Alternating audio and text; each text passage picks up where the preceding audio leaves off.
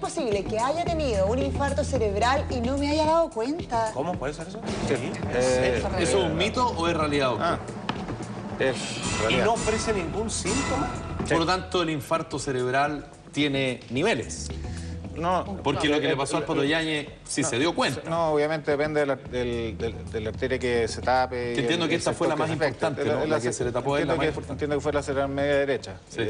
Cuando usted dice depende de la arteria es donde desemboca y por lo tanto se afecta Lo que o pasa no. es que el cerebro tiene áreas que son más elocuentes, donde está el lenguaje, la parte motriz, la visión, sensibilidad, y tiene áreas que no son elocuentes groseramente, No son demostrativas. áreas donde tú puedes tener un infarto y no tener síntomas de falta de fuerza, de visión, y que probablemente tú los descubras por casualidad en una resonancia. El paciente nunca supo.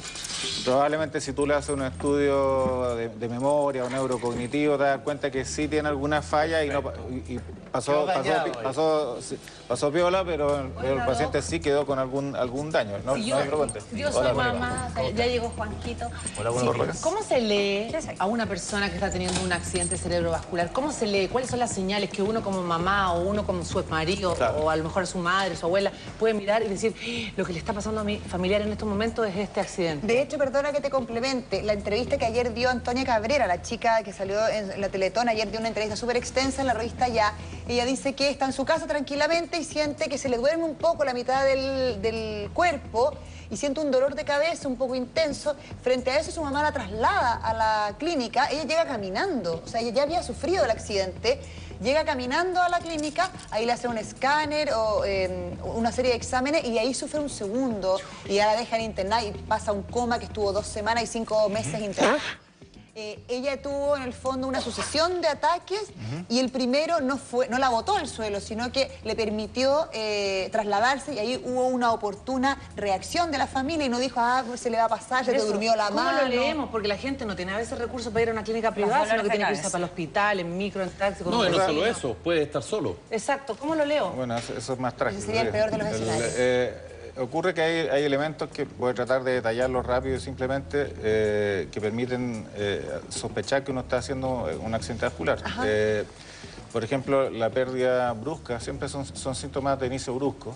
Pérdida brusca de motricidad de un lado del cuerpo o de sensibilidad de un lado del cuerpo. Empieza a hablar un poco de la posa, así como... Trastorno del lenguaje que puede ir desde hablar como curado, traposo, hasta pérdida completa del lenguaje.